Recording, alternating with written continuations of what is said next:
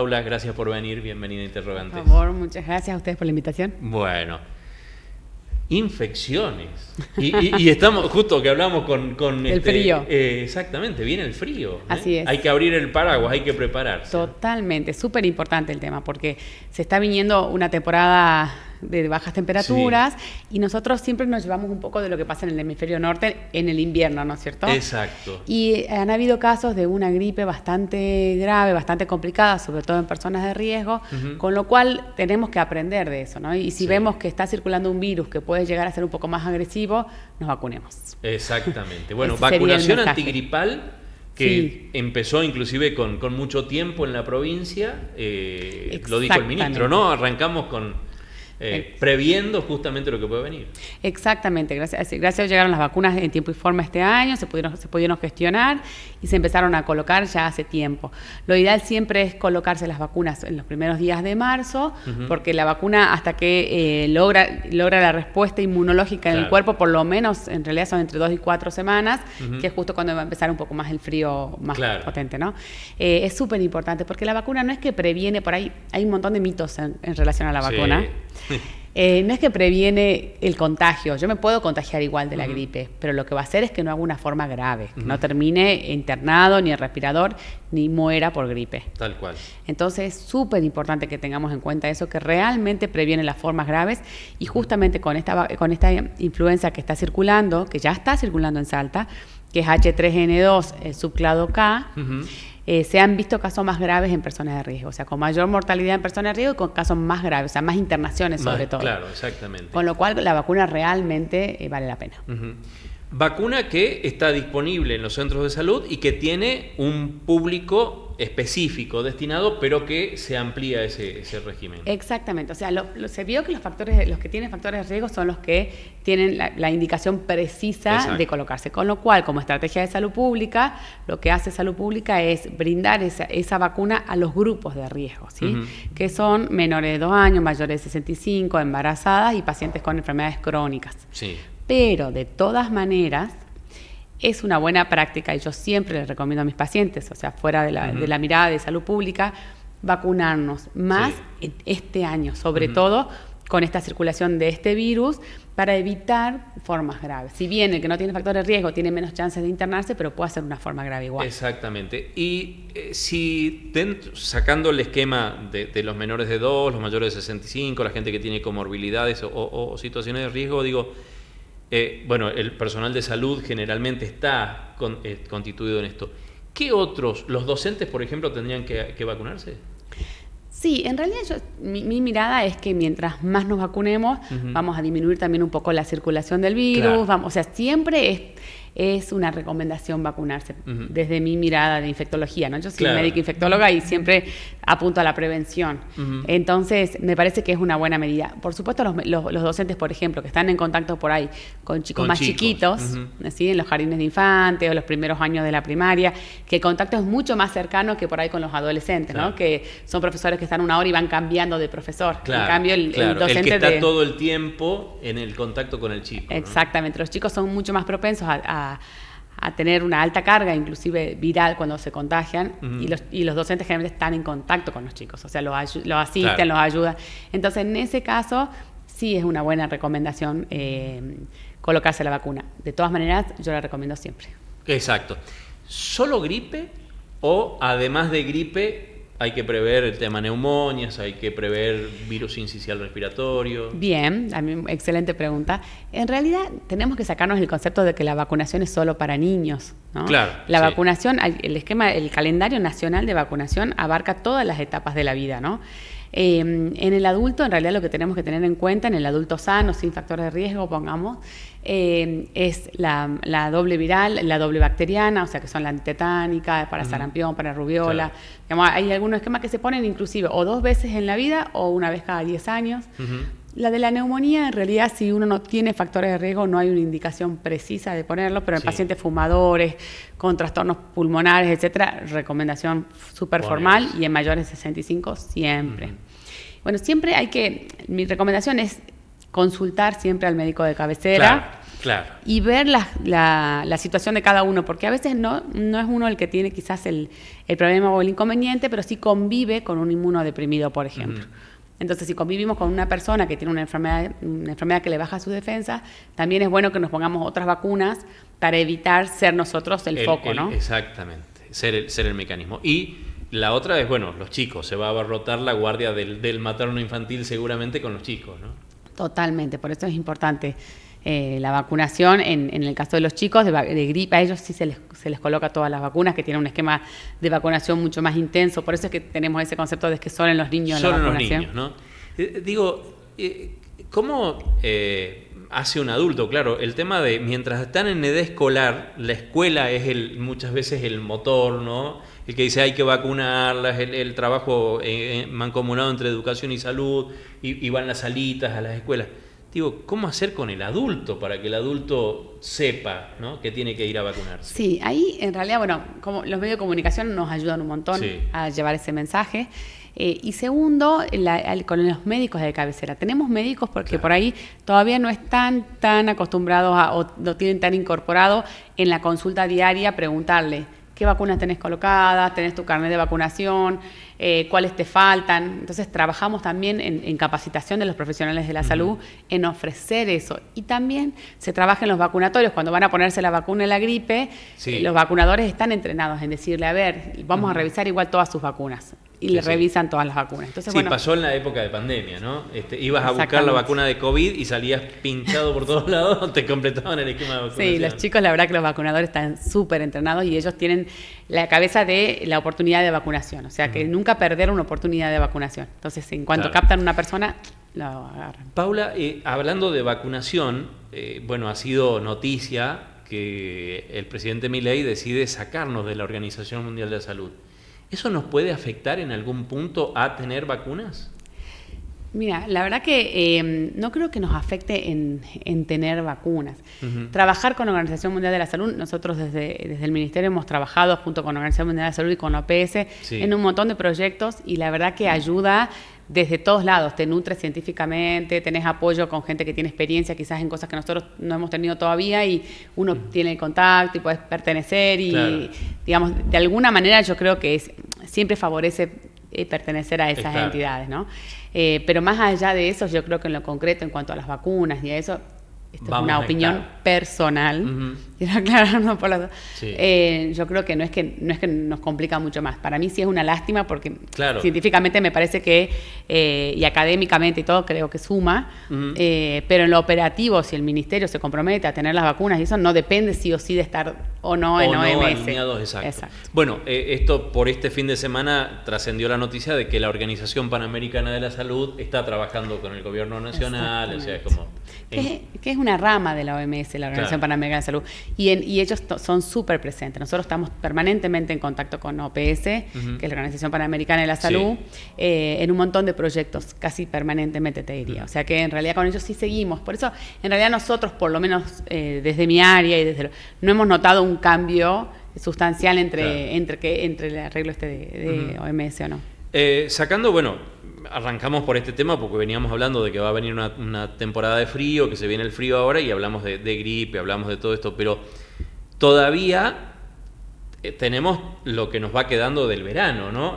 Y hoy, más que nada, el chikungunya. Exactamente. La verdad que este año el chikungunya nos dio una sorpresa. No tuvimos casos de dengue, muy poquititos casos de dengue. En realidad no tuvimos confirmados, tuvimos, si no me equivoco, 10 casos probables. Pero no tuvimos casi casos de dengue. Sí tuvimos muchos casos, estamos teniendo, no hablemos en pasado, estamos teniendo muchos casos de chikungunya. Hasta la semana pasada teníamos 810 confirmados.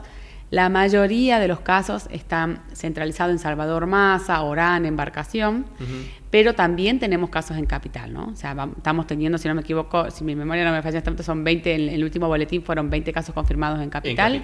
Y hay unos 15 probables. Con lo cual, nada, es la presencia del vector. Sabemos que nuestra lucha tiene que ser contra la presencia del vector y para eso nos tenemos que comprometer todos. Para que la gente sepa, para que la gente entienda, la etapa de prevención es la que lo vemos a diario, ¿no? Descacharrado, vaciar los recipientes, combatir el mosquito y demás. Pero cuando ya nos picó el mosquito, ¿qué hacemos? Y cuando ya tenemos mosquitos en la casa, primero que si tenemos mosquitos adultos, yo siempre digo, el mosquito no vuela más de 100 metros. Entonces, si yo vivo en un lugar en el que en 100 metros a la redonda no tengo otra casa, claramente el mosquito lo estoy criando yo.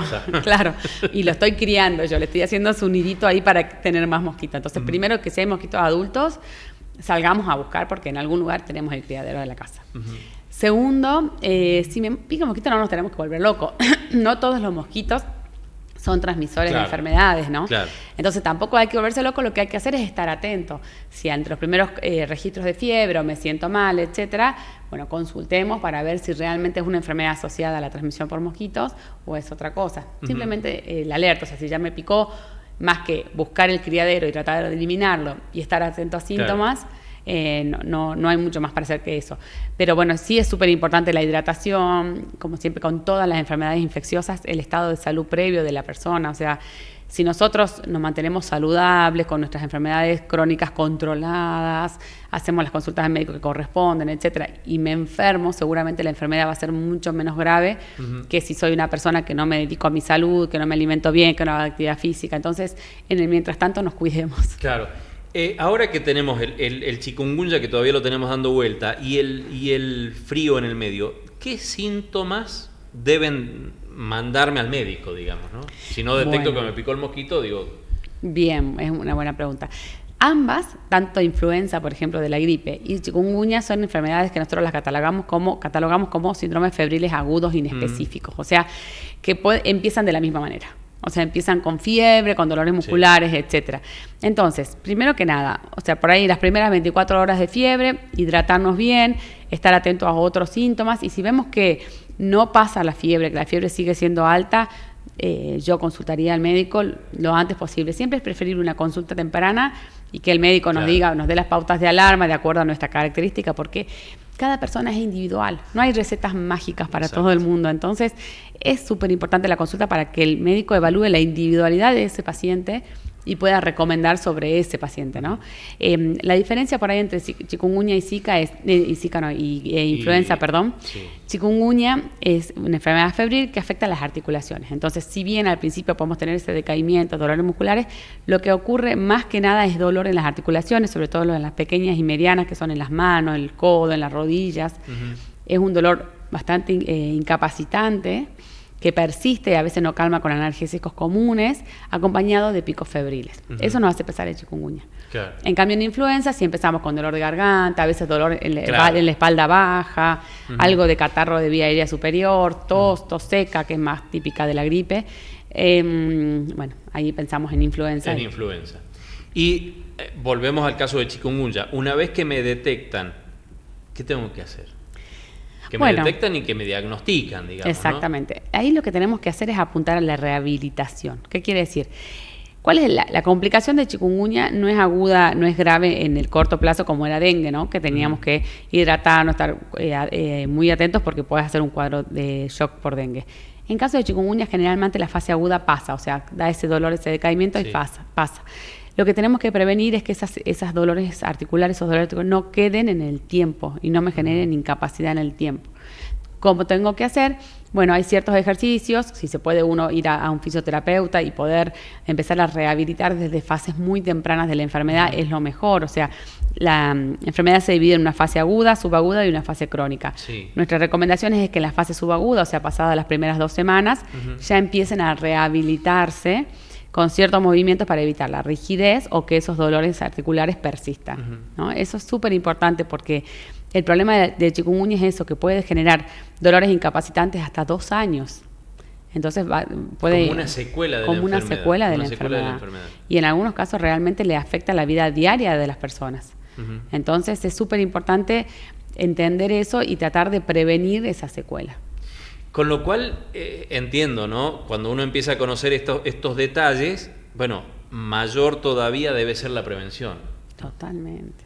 No es que me picó el mosquito, que atravieso la etapa aguda y que después pasó, sino que tengo todavía una secuela por delante. Totalmente. De hecho, chikungunya es en un idioma que se llama idioma Kimakonde, que es de África, y que significa andar encorvado. porque la característica de la enfermedad es que te deja con tantos dolores musculares y articulares, sobre todo también en la espalda, que el paciente empieza a andar encorvado y puede estar así durante 2 años. Porque el mosquito, el vector es el mismo, ¿no? El mismo. Para el dengue, para Zika, para chikungunya. ¿El que tuvo dengue puede tener chikungunya? Sí, claro, por supuesto. No es que estoy inmune. Para nada. No, son enfermedades completamente diferentes. Si bien el mosquito es el mismo que lo transmite, pero no tiene nada que ver una enfermedad con la otra. Son 2 virus completamente distintos. Ajá. Con lo cual la gente también debe saber esto, ¿no? Totalmente. Y tampoco la vacuna nos protege. Claro. Porque hay una vacuna Hay para una dengue. vacuna para dengue, específicamente para dengue.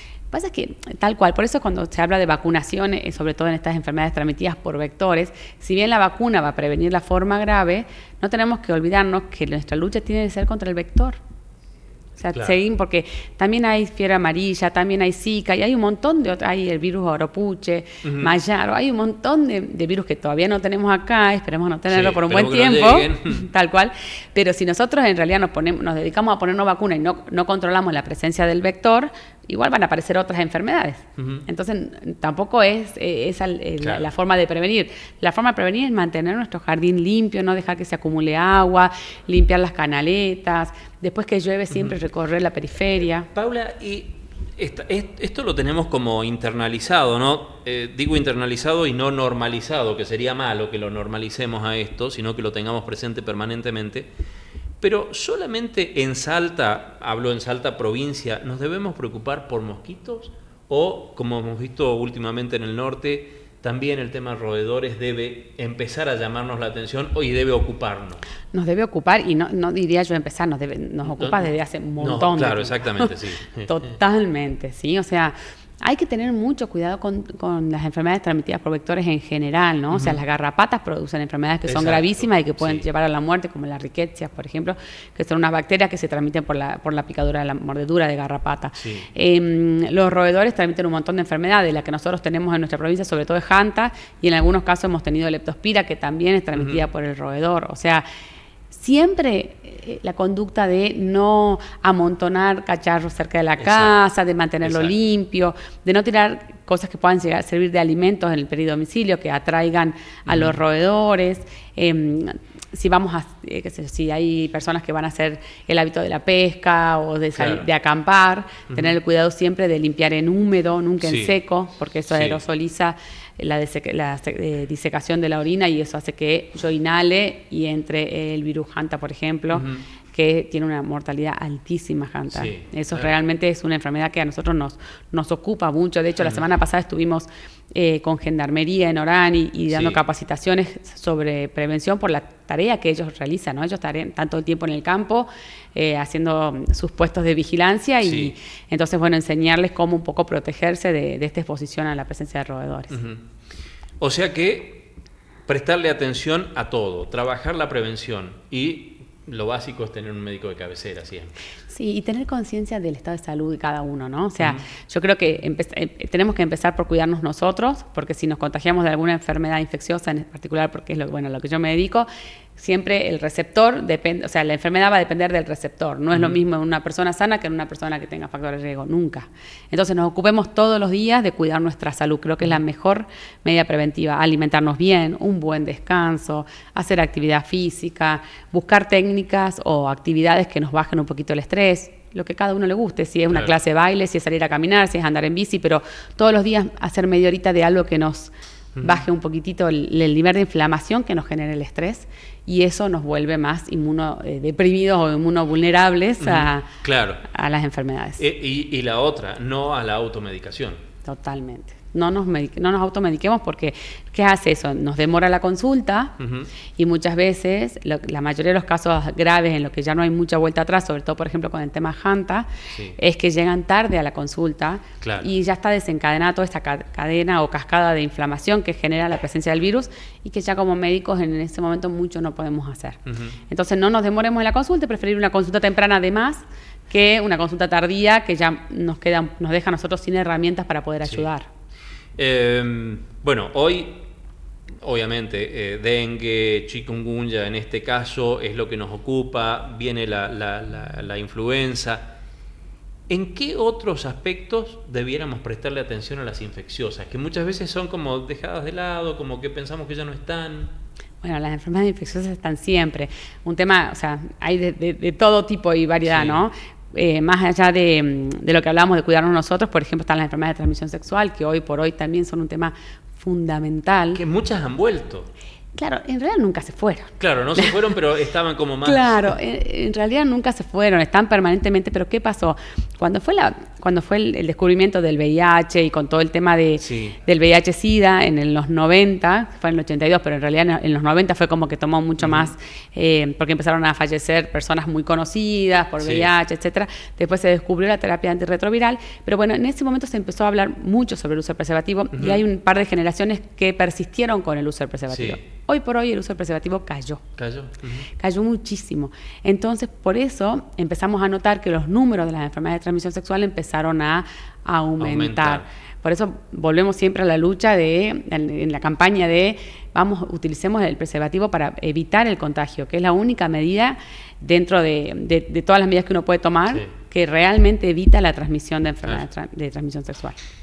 Bueno, prevención ante todo, consulta al médico y no automedicación. Exactamente. 3 consejos que nos quedan. Y por lo vacunas. menos. Y vacunas. Y veamos nuestro esquema de vacunación. Exactamente. Paula, gracias por venir. Gracias por la acompañarnos invitación, un esta placer. mañana. 9:34. En un minuto va a estar acá